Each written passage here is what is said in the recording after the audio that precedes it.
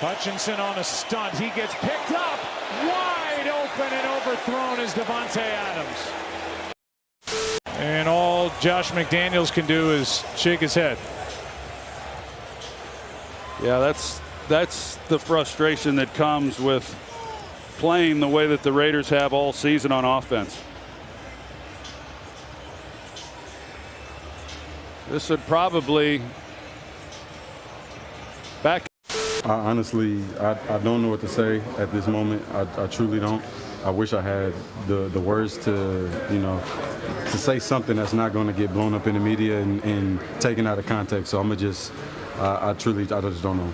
What are you feeling right now? Can you elaborate on anything going through your mind? Frustration, but I mean, that kind of goes without saying. Davante, I know you said that you have confidence whenever you're out there in offense's ability, but is it kind of hard to maintain that when the results are what they've been? No, it's not hard to maintain the confidence in our offense. It's just hard to curb your frustration when you can't put it together when you know you should. Maybe change that quarterback? I'm not going to talk about that right now. Yeah, I mean, like you just said, I mean, you have good days and bad days. Today was a bad day. No sugarcoating it. I mean, it is what it is. Okay, so that was a pretty tough game to watch if you're a Raiders fan. Jimmy G has looked atrocious this season, missing wide open receivers and making terrible decisions. The Raiders D was equally as bad as they were missing tackles and had rookie running back Jahmyr Gibbs looking like beast mode out there. And Josh McDaniels' non-committal response after the game about whether or not Garoppolo was going to remain the Raiders starting quarterback just brings more frustration to this franchise. This is a QB who, despite missing a couple games, now leads the NFL with 9 interceptions and hasn't led his team to score more than 19 points in a game this season. I mean, take a look at his stats on Monday night. The guy only completed 10 of 21 passes for $126 and 1 interception and got sacked an incredible 6 times, 3 of which came in within 4 plays of one another in the fourth quarter.